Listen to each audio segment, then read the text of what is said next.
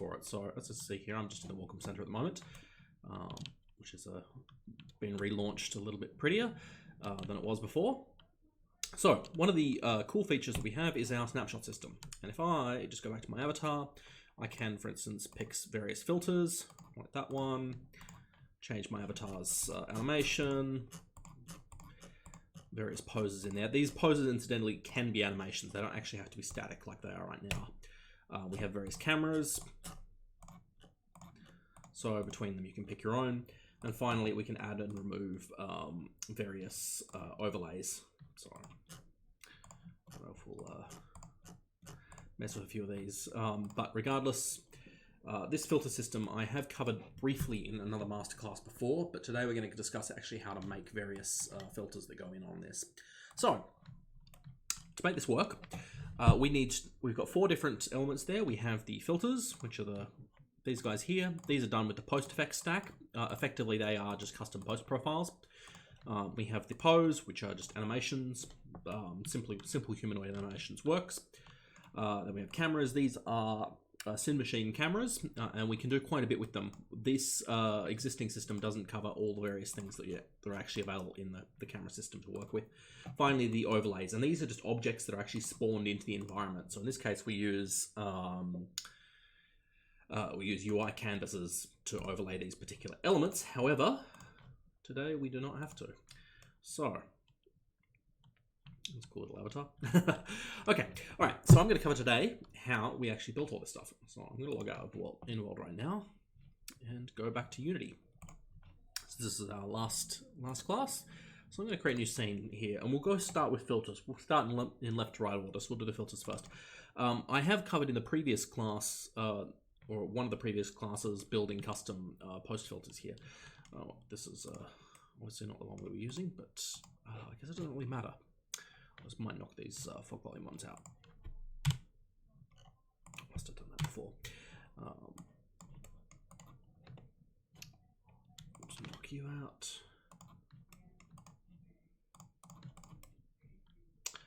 Right, and make sure lighting is not auto-generated. Great. Okay, so we have this scene here, and the reason I'm just putting the scene in here is because as we mess around with the filters, it's useful to be able to preview. So in this case, we actually have a post-processing behavior in here and a layer already. So this is what we use for previewing. I'm just going to drop an avatar in here as well, because it's useful to have skin tones and things visible when you're doing your previewing, just to make sure it actually behaves itself. So I'll just drop a female, male one's textured, so I'll just drop him into there. And I will just move the camera somewhere so we've got a nice little preview screenshot. Nice few things in view. So you Control-Shift-F, and that just moves the camera to the position of the scene view. So this one on here is our preview. Now I have created a folder for this already called Screenshot Filters, and I actually put some animations and things in there already as well. But for right now, I'm going to create a new post-processing profile, and we'll call this one Custom Filter.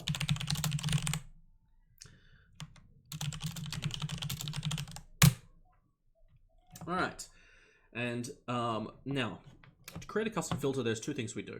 We create an empty game object to begin with, and we attach to it the screenshot filter component, as you can see here.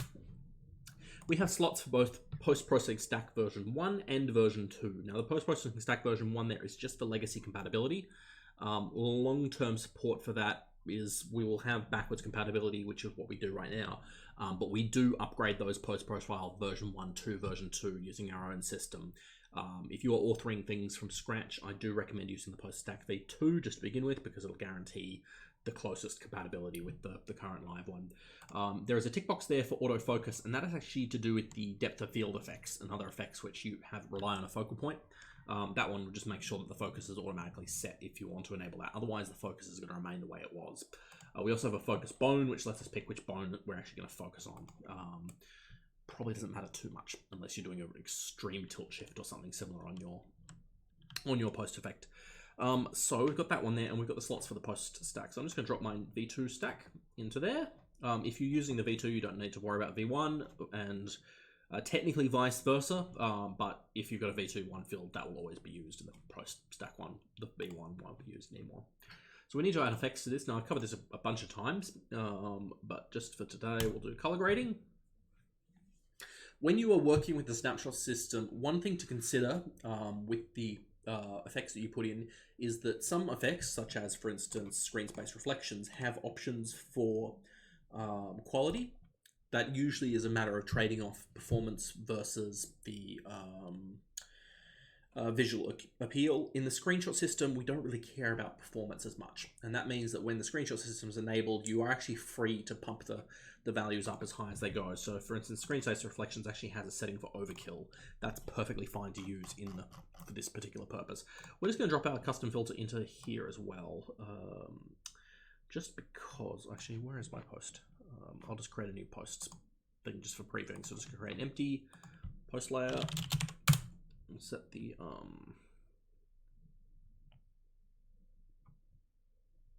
whoops, wrong one. Sorry, we're going to create post volume, not post layer. Post process volume. Set global, so the priority to extreme value. Drop our snapshot in. Okay, now we've got our various settings. And just to check this works, I'm just going to change the exposure value, which is immediately making me suspicious that that's not enabled because I forgot to set this to the right layer. Now it's working. Let's bring that down to 1. So simple effects could be, for instance, changing the post value. What I'm going to do is I'm going to make a useful effect here today. So I might play around with a few of the things we've got available. So I might actually make this a purple filter because we don't have one of those. We'll bring up the purples and the blues. So I'll actually shift it there, and today I might use channel mixers options for these. For this one, let's see what's red's still present. We'll ramp up the blues though. We'll ramp up the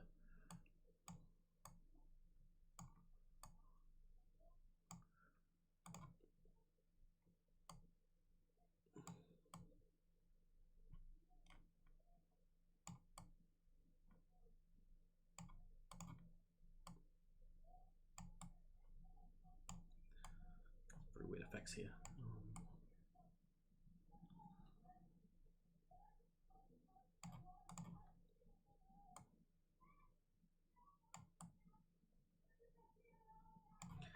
All right, get some interesting effects out of this one.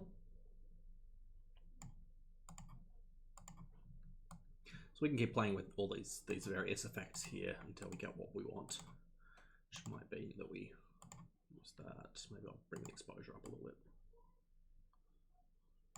So that's a rather unique effect. This will make for an interesting filter. I might just keep playing with this a little bit more.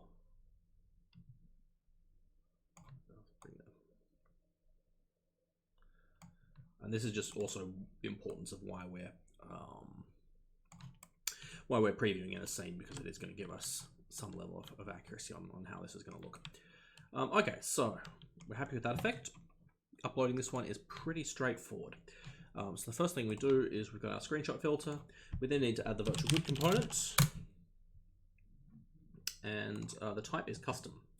This does not have one of the ones in the picker, and that's because there's a few different things here. So we need to know the custom type code. Now for a screenshot filter, which is the, it actually is filter in the in-world UI, the type code you need to use is inventory camera filter. That is what you need to use there. Inventory camera filter, that covers the filters. And I believe we have effect, snapshot filter, so we'll just set that in the category. All right, this is our shades of blue filter. Very good.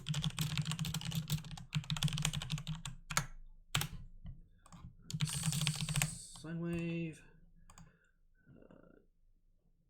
All that's good.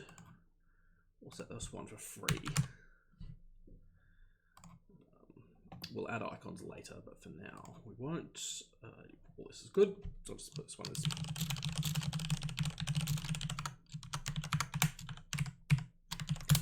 All right, almost ready to go. We'll just give this object a name. This is our filter test. So overall, filter's pretty straightforward. There's not much you need to do there. Also, just to note, when you are working with the Snapshot system post-Stack v2 filters, you don't have to add all effects. However, be aware that our default effects will come through if you do not override them. That means our default settings for things like ambient occlusion, screen space reflections, and whatever, those will be inherited from our settings, default settings. So if you don't include one, assume that it will be overridden. Finally, I'll just select this one and hit upload. Good to go. Okay.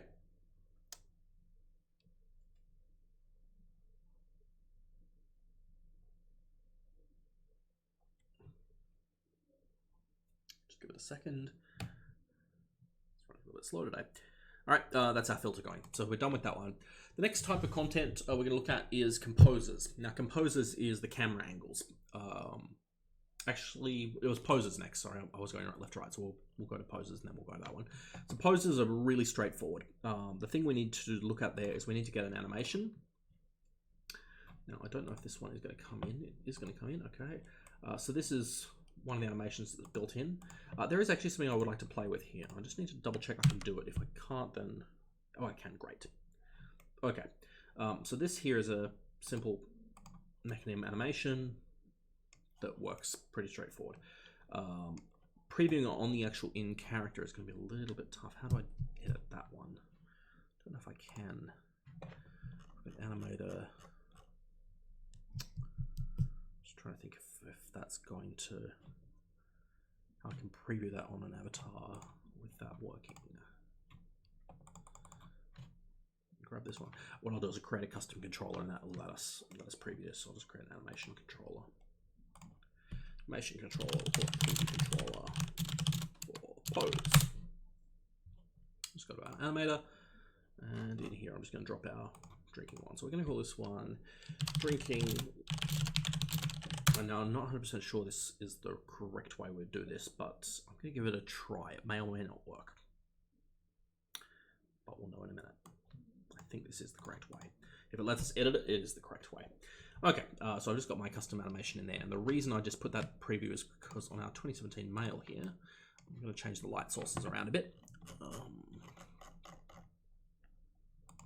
The directional light. I'm just going to move the directional light facing. There we go. To avoid getting the shadows on. Okay, so this is our animation. I'll just drop our preview controller. So onto you, that's got the animator. Maybe you don't have an animator. Just grab that.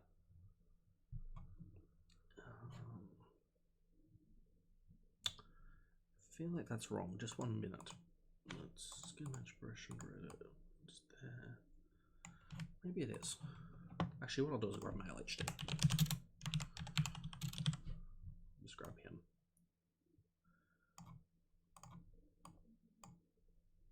Oops. Female HD. Someone change these. Sorry. So why you're just not dragging it in? It's a bit odd. What about male? Can I bring him in? Yes, I can bring him in. Okay. Not going to be as high resolution, but whatever. Okay, so I've got all of our bits and pieces there. Got our animators. Let's go get down to business. Okay, so we do have an animator attached to this, and this is good. So one of the things we've added better support for has been facial animation, but we're actually not even going to use the better support. We're just going to go straight into animating the face directly. So screenshot filters. We've got our custom our custom preview is somewhere in here. Preview controller. Gonna drop him in here, and here I should now be able to scrub through. So there is actually a slight animation on this, so we're going to delete some of these frames just so it does loop perfectly. So I'm going to, whoops. What is it? To select all.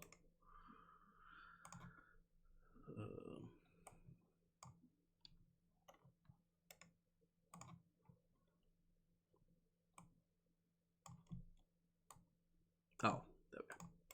That's how we do it. Okay, now I got him. And now there's no animation, so he won't jump around. That's actually an issue with the original animation. But let's say we take this one here and we want to add some facial properties to it. So I'm just going to hit record there. So now we're actually editing values. I'm going to go down to the male body. I'm going to look at the blend shapes. So we've got a bunch of blend shapes. So we should have one's named facial and mouth anim. Actually, I think it's the ones named anim are safe to edit. We just have to make sure we don't ever touch the ones named slider, because they will end up in problems. Yes, the ones named facial and mouth anim, they're both safe to edit. So what I can do is I can actually go.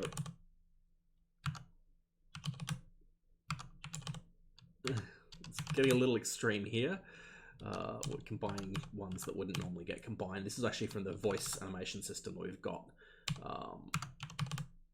But we can give it some. It's a little bit creepy there. Let's find one we like. Normally they don't get run up to these extremes, but so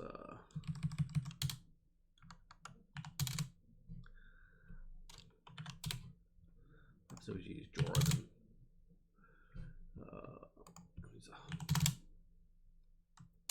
All right, that will do. It's a little bit.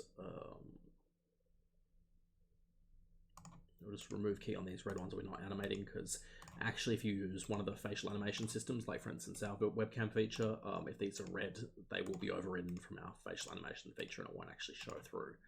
But we do want to show just these ones we are editing. So we've got these ones in here. So these are now, as you can, they should have injected into the various properties here. So we do now have these available. So this should do what we want it to do. So I'm just going to hit stop record and hit file save project. I'll just make sure it all writes to disk, and that should be our facial animated pose. So that's a neat trick if you didn't know how to do it before. Now you do. Okay, so we're done with these guys. I don't really need him anymore, but we do need to upload this. So to upload this, so again, create an empty. Now the one we use for pose is just called screenshot pose. And we just take our drinking facial animation, put that one in there. We'll tick suspend normal animation, which will disable the normal animations. Also need to make sure it's looped. It is looped. Great. Okay, so we've got our one here. I'll just call this one pose test. I've got him in there. And that should be good to go for him. So this guy, we again don't need to do much special. We'll just upload this one as a virtual good. The type again is custom. And the code you need to know for this one is inventory camera pose, all one word. Inventory camera pose. Category, effect, snapshot, pose. There we go. Of course, one surprised. Okay. Set this one too. Okay. Otherwise, again, this one's good to go upload.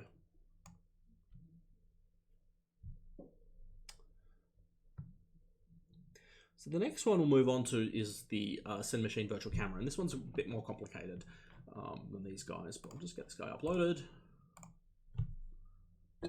Refresh my drink. And we should be good to go in a second. Okay.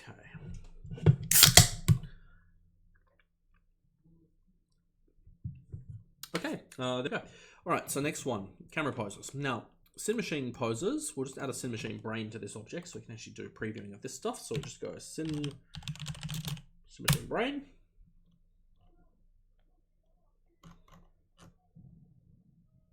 All right. All that's the same. Okay. So now, to create there's so much we can do here with the Cinemachine stuff. We'll just create a virtual camera.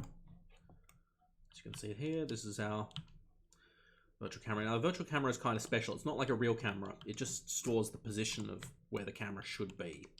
And it's got these neat little composer, which you can see here on the game view here. That's most important when we're working with the various aim modes. Now, going through a full tutorial on Cinemachine would take the entirety of today's lesson, but I will try and cover a few of the basics. So, a Cinemachine camera contains four principal groups of data. We have the lens, obviously that controls field of vision. There's some important things to worry about here in terms of the field of view, in that there is various effects that you might find look better. Like, for instance, going with an extremely narrow field of view, but moving the camera all the way back may give you a more appealing aesthetic than... hold on, let me... so that you can get that sort of telescoped effect. For example, it will give you different perspectives based on all these various values. Now, lining that up, we need to actually set where it's going to get lined up. So the important thing to worry about next is the aim. Now, there's a few various options here. Hard constraint just simply doesn't aim. It uses whatever the camera position is and rotation. Whereas we can use composer or group composer. Now, composer will aim for a particular point. That's looked at in the little cat pose. So what if I might grab our male here? If I grab him and look at one of his bones, like for instance, let's say the head. So the head bone there. We can go into here and just drag the head bone into the look at position. And now you see it's centered perfectly on the head bone. Where it gets positioned is that little thing. And we can actually move some of the stuff around. As you can see here, we've got various options. This is also influencing all these various numbers. Now, those who have followed the vehicle tutorials on Cinemachine know a little bit more about this, but the basics are, I'm going to change our color filter because the blue is going to get a little bit in the way of our filter here. So I'm just going to take this one and make it a bit more red. Hue shift it over to the reds, whatever. Maybe over to there. That won't conflict. Okay, so now you can see more clearly that there is a blue patch here, a red patch here. The Cinemachine system basically will make sure that the yellow target will never enter the red section. It'll always come on the side. So if this target moves, for instance, well, as you can see here, it is centering somewhat. But basically, the short of it is the camera will never enter the red part. It'll always border up on the edge there. The blue part it'll enter, but it'll drift towards the center part, and within the uncolored section, the yellow dot is free to move, and that really affects things that are animated. Less so here on the case of a fixed camera. So as we can see here, we've got various settings. So what we can do is we can bias it, so we can make it so that the camera's head is always in that top corner. So what we can do is we can minimize the width of the soft zone. That's what I'm going to do. If we want to do something like this, for instance, and make that really tiny, now we've got a hard point. We can move that, for instance, up there. There we go. So as you can see here, the head will always be in that position on the screen. And even if we change aspect ratios and various other things, it will still fit itself accordingly. So if I go 16:9, 16:10, those are the most common ones, 3:2, 4:3, even things like mobile phones, we have common laptop resolutions, or if we go to the other way around, which is actually 1:2, if we go for tall, aspect ratio, go 1:2. For instance, you'll still see that will compose nicely. So even various form factors of devices are free to automatically work out the positioning. So as you can see here, quite a useful tool. Now the second part of the camera system is the position. Now we can also use a group composer. Now today's thing, that's not going to be relevant. This is more relevant if you are setting up custom cameras in your scene. The group composer means you can actually position like 2, for instance, spots, and it'll always make sure that both are visible. So it'll zoom in and out using the field of view and other things in order to achieve that goal. So we have the body. Now the body is actually where the camera is positioned. Now right now it's just set to the position that I set it because there's nothing in the follow slot. But if we take the head component again, we've got the head in the follow slot. Now you can see that these settings are applying. These are our body positions. So you can see here, this will always be 10 meters behind So if I set it to be in front, for example, so now I'm setting it to 10 meters in front, it will always be in front. And as this body moves around, so for instance, we rotate, as you can see here, the camera is rotating with it. This means that the camera always gets the shot that you want it to. Now, one problem you might encounter is what happens if this happens, that the camera is in the wrong spot. So to get around this one, we can actually use a special addition to it, which is a Sinespace collider. And we'll set this one to 0. You can set things like minimum distance from target, optimal target distances, and various things like that. And hopefully there's a collider sitting there, which is blocking the field of view.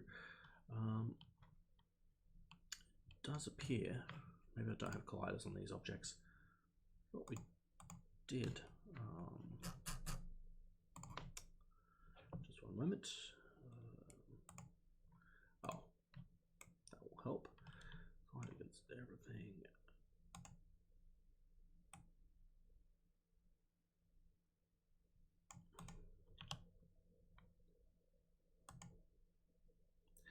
So set that to 0.3, and I'll just double check that's actually behaving, because that should actually move the camera in and out. Maybe it doesn't do it except at runtime. It's quite possible that's the case. In which case, what I'll do is I'll just hit play. I'll disable the landmark. Where are we?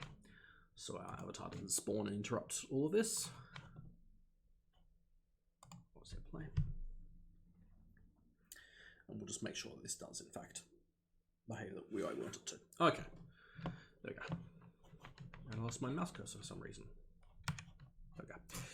Alright, so let's grab our character and we'll just rotate this one through. Just need to double check this one actually. I'm not quite sure why it's not doing this. This does work.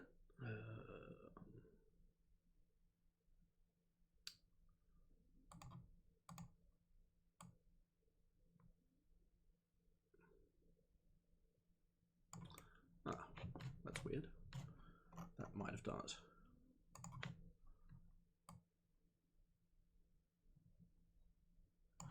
Yes, there we go. Okay, so as we rotate this guy around, anything that would be colliding with it physics-wise will force the camera to move a bit closer so it doesn't actually get interrupted by various other bits and pieces. Not quite sure why that setting was required to do this, but now we know what it is. I'll just flip that setting back on. So the line of sight field distance. I wonder why that's doing that. So anyway,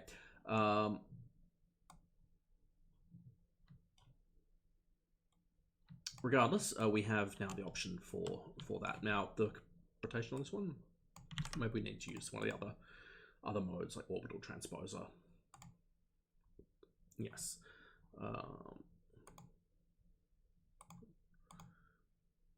We can use a dolly as well, but that's a little more complicated. We'll just go back to the transposer.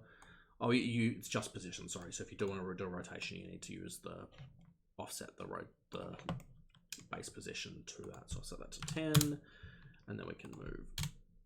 This moves the camera up and down.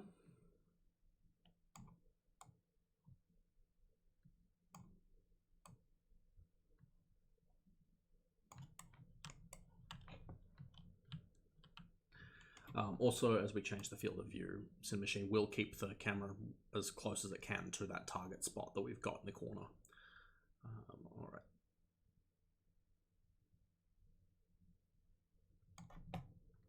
Okay. Finally, the last setting available is the noise. Now, noise is just simple drift left and right, so we can actually drop noise parameters into here. There is some that come with Sinespace already. Now, we're not going to be able to see these unless we hit play. But you will be able to see them once we hit play. So as you can see here, this is an extreme level of noise, which may be not very useful. It's the equivalent of shaky cam that was quite popular for quite a while in every TV show. So that's handheld. Set some as if it's on a vehicle. lots of various settings there. I'm not going to go into them in too much detail because frankly this is a setting that most of you won't ever play with, and you probably shouldn't use this in your filters because it'll be quite annoying for the end users. Okay, so we've got our camera there. That's now one type of Cinemachine camera. There is a whole bunch. Some of the ways we can use multiple cameras. We do have access to not just these settings, but we also have the options of creating things like a clear shot camera. So a clear shot virtual camera is similar to the existing one, except it adds multiple cameras. So what we can do is we can create like 4 cameras, so 1, 2, 3, 4. We can drop them all into here, as you can see here, and we can say, for instance, have a random choice that changes at least, sorry, no more often than half a second, activates after 2 seconds, and so on and so forth. This one will then basically flip between them based on a combination of how good the shot is. So for instance, if the shot is occluded, similar to the stuff we did with the collider, it won't use that camera, for example. So this clear shot camera system lets you create clouds of camera and have the best one picked for the filter. That can be potentially useful. Say for instance, you've got a close up on the face and you want to use different fields of view depending on what shot is available. So you might have the camera fairly close up with a wide field of view. In one evaluation, you might have a far away with a tight field of view if the shot isn't occluded. It's really up to you, but this is a useful way of doing it. There is also, for instance, dolly tracks and things like that. You can actually place these into your camera system, but just be aware that's a little bit more of an advanced feature. So if you want to come play with that, contact us on Discord because we'll probably need to go a little bit more guides than I have time for today. So those ones are there. There is various other camera options available here. For instance, group targets where you're targeting multiple objects. That is not directly supported in our Snapshot system because we don't have the code hooking them up between multiple characters, but that is probably a feature that we would be interested in adding. So if you're interested in that, please give us a request and we'll put some time towards it. Okay, so I've got our virtual camera here, all pretty straightforward. We don't need to mess with things like priority. The system will handle those for us. So we need to attach a component to it today, and the one we're looking for is called a composer. That's what we call cameras. So we've got a screenshot composer here. Mode is simple. And here we've got the look at and follow here. These follow into here. So we can actually say the follow bone is, we're using the head, aren't we? And the primary focus bone is also the head. Perfect. This guy is almost good to go. We just need to upload it as a virtual good. So again, type, we set to custom. And the one for today is inventory camera composer. So inventory camera composer. And again, we've got a filter for, a category for it, and it's a camera. So this is going to be a top left tight focus highlighted.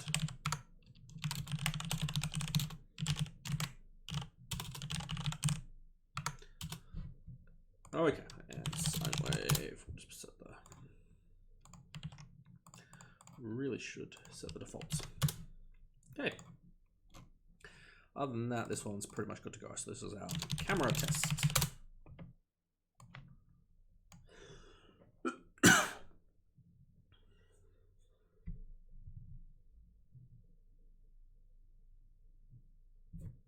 Okay, we'll just upload this guy.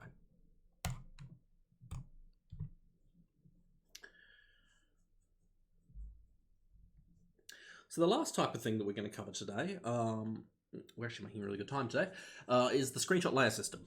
So the layer system is that last one where we flipped various UI positions and things onto the thing. The layer is actually way more complicated than that. From a technical perspective, we can do a lot more with it. So the thing we need to do with it today is we'll just create another empty object, and we're going to add a screenshot layer.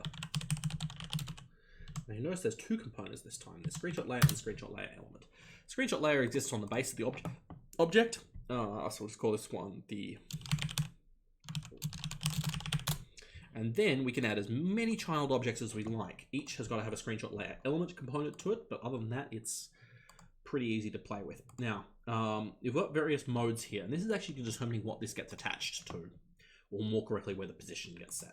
So we can set it to the player, If it's set to the player, then it'll get offset on the root of the object, which means this position right here, which might be offset from the animation, so just be aware that's the case. The next mode we have is player bone. In the player bone, we can pick a bone. So it might, for instance, get attached to the head. We can then set offsets. So for instance, if we want it to be 0.5 meter in front of the head, we can set the position there on the Z to 0.5. Z is always forward, Y is always up, X is always right. Just for reference, positive values are in those directions, negative values in the opposite. So negative Z is behind the head, negative Y is below the head, negative X is left instead of right. We also have rotation offsets that it'll copy the rotations of the actual bone itself as well. You can use these values just to add or remove coordinates from those values. So in this particular mode, let's attach a light in front of the player's head. So I'm going to put the position, I'm just going to drag it into here just for previewing. I'm going to put it in the head. I'm going to set the positions to these values, so 0.5. That means the position's there. Right. So we know what that position is. And I'm just going to move the thing back into our layer root. These positions will get overridden by the object when it spawns, but for this previewing purpose. Let's add a light to this source. So add a light. We'll make it a tiny ranged light, so maybe 1 meter, or maybe a 2 meter light, but with high intensity. So.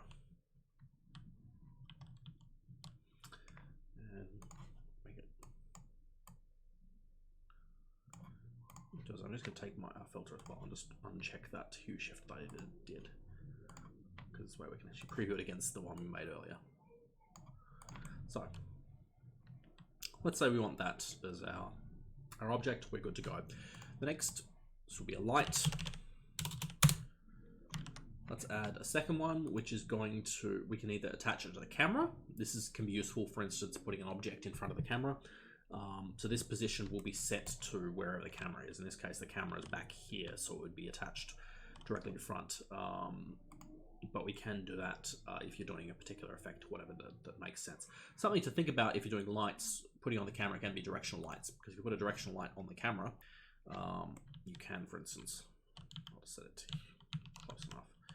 I'll set it here. It's not quite pinpoint accurate, but if, for instance, I create a directional light there, you can at least light up the scene from the perspective that the camera is. So it's always shaded in front and full. You can play around with these values. You don't need to mess with it too much, but that's what that particular setting does. The last one is Screenspace camera, and this is to be used with UI canvases. And this one, what we can do is we can just simply attach a canvas. So we've got a huge canvas here, but if we set this one to Screenspace camera, and then drop our camera into here, which is called camera, I think. It's one of these two. It's the wrong one though. I've got it correct. It should just be in here somewhere, and we can actually set the offsets and things here. So the offset distance will match with the offset distance, plane distance here. So for instance, you can see that the UI canvas is all the way back there. So we might set the plane distance to 1, for instance. And as you can see, it's there. And then we can use that offset distance here as well. Now, the reason that matters is because if your camera is really close, then the UI will get added before and after the player. So for instance, if I in here create a UI panel, there we go. This particular setting matters because as we do the plane distance, you can see it's before or after the player. And that means that you can do various UI effects that appear sort of in front of and behind the player. Now, you know the distances here because these are the distances used in the camera setup that we made. So just be aware that that's what these particular settings do. If you set it too far back, then the whole scene will get rendered. It may only get rendered over the skybox or whatever. Really up to you to get that going, but you can, for instance, create multiple objects here, set the distances to different values. So let's grab a thing here. Try to find an icon that's nice and solid. For instance, there. And this way we can create things in front of and behind the player. UI text placed onto here that's got a UI text field attached to it is editable, so users can write their own text. There is one filter that does that. So just be aware that's the case. Just make sure you copy a value into there. So that value goes to there. All right, so that's the basics of the snapshot layers. I think there's probably not a lot to be said here other than keep in mind that when you're using the player bone setting, you can, for instance, attach props to a player. So, for instance, if you wanted to give them a gun or a cane or some particular prop that you want to use in your screenshot, you can just simply use that particular setting to offset that.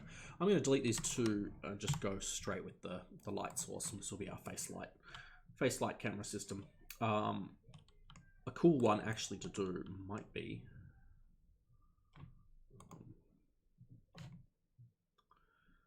I might do an offset by 0.5 meter that way, so it's be a 4 meter that way, isn't it? No, it's too much, it's 10 meters. Let me drop it onto the head again, just because I can offset it correctly here. So I'm going to set this one to set that to 0.7. That's going to go to 0.7.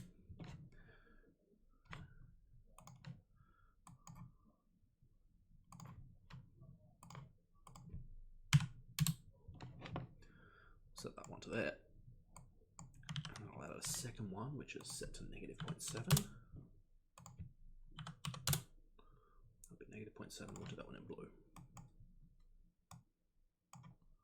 Now, if we're not using the crazy filters that we are, so for instance, I've got my filter here, we should be able to see that we've got a rather interesting effect there.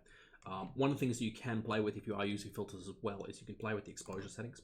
So I can pull the exposure on this way down, like way down. As you can see here, that's going to darken out the rest of the scene. So if we go with that, for instance, -3 there, and set our two lights, let's put these guys back in the correct hierarchy. I can play with the light intensity, and I can actually make it so the avatar is the only thing that's actually lit in the scene.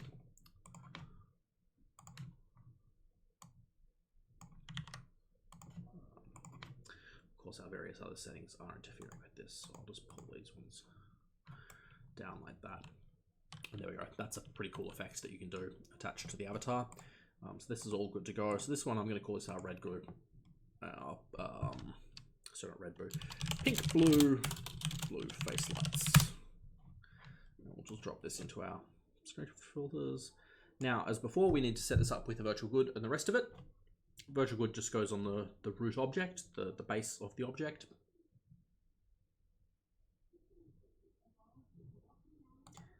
And we just add to virtual good. And our type code, again, it's custom. The type code we need to use for this one is inventory camera layer. So inventory camera layer. Set this one to an overlay, because that's what this is.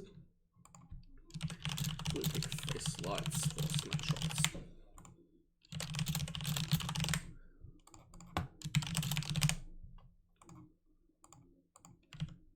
Oops.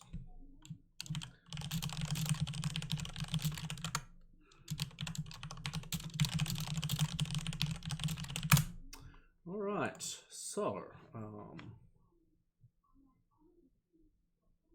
what have I not given it a name? Or too big a name.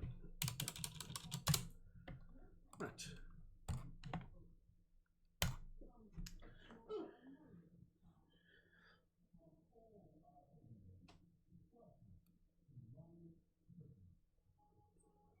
I'm going to actually just create a duplicate of the snapshot filter just to work with this one as well, just for the sake of it. And then I think we're actually probably covered off everything we need to today. Where did I put this one? Where's my camera filter test? Filter test. I'm just going to reset the ID on this one and upload it as a new one. Because we did make some neat changes to it. So I'll submit that one as well. Okay, so that really covers off the basics of this one. I have a couple of masterclasses that I did skip over the last few weeks because unfortunately we've been crazy busy. getting a whole bunch of releases up, including some of the ones you'll see next week. Subtle hints. I believe I do have a few more classes left on the schedule, but I am coming up on the edge of the ones that were requested for this season of masterclasses. So if you do have a particular topic that you want to get covered that I have not covered in any of the existing 50 plus classes that we've done so far, please feel free to request it. Various members of our community team and developer support actually are listening for these, and they do have some influence over what we actually cover over in future weeks. So hopefully that was a helpful tutorial on how to build these. These are pretty straightforward and simple to create, and there is a great deal of customization options available to you. We would actually love to see more of these effects. We've actually put a new hierarchy in the shop at the very top for camera filters. So if you are interested in making them, be aware that there is only a couple in there, so it's probably a good commercial opportunity to start putting more of these in here. And the camera filter is getting some adjustments to the user interface to make it even easier to quickly browse between lots of various filters. So thank you all for watching, and tune in next week for something else.